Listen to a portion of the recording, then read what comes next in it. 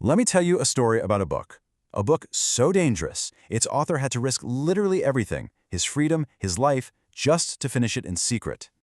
I mean, really think about that for a second. It's kind of hard to wrap your head around, right? Well, in a time way before the internet, before even public libraries were a thing, one man took on this absolutely wild mission to put all of human knowledge into a single set of books. And that man's name was Denis Diderot. He was a French writer and thinker whose big idea didn't just create a book, it actually helped spark a revolution.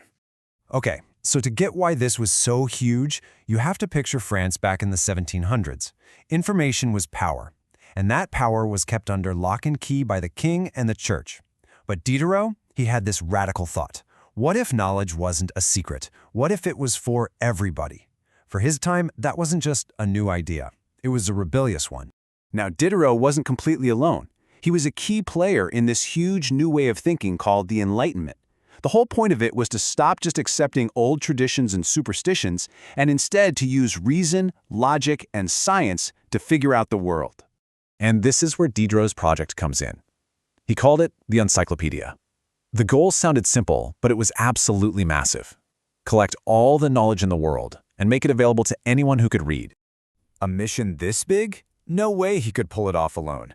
The vision was just huge, a single place for everything from philosophy to how to build a clock.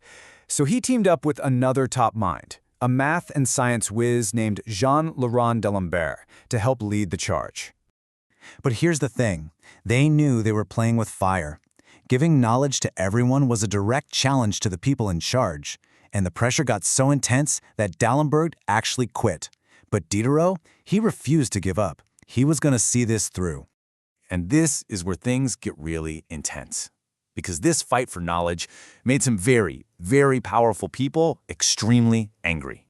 You had the biggest forces in the country, the government and the church, looking at the encyclopedia like it was a weapon. They were worried that if ordinary people could think for themselves, they might start questioning authority. And that was the last thing they wanted. So the authorities fought back, and they fought back hard. They didn't just send angry letters. They made it illegal to publish the book. They actually threw Diderot in jail for it. At one point, all his manuscripts, years of work, were almost seized and destroyed forever. Diderot and his team basically became information outlaws.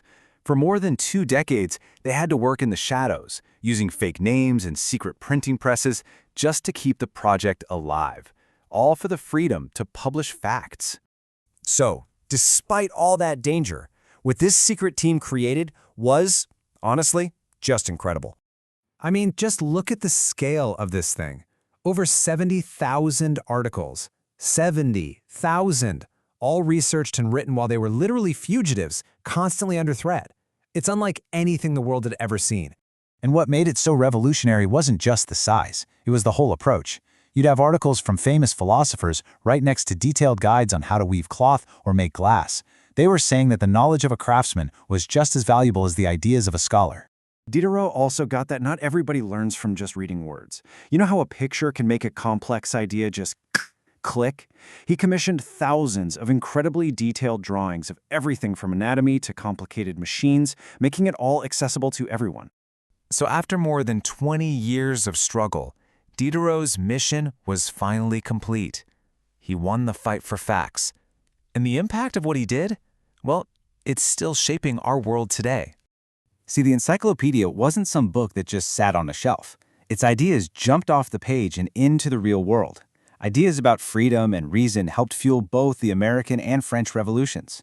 And its core principle, organizing all knowledge and making it available to everyone, doesn't that sound familiar? It's the exact foundation of the internet we use every single day.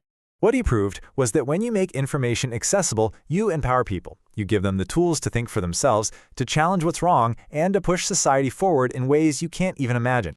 Diderot's incredible bravery is a powerful reminder that sharing knowledge can be a revolutionary act. And it leaves us with one last thing to think about. If one set of books could completely change the world back then, what do you think will change it next?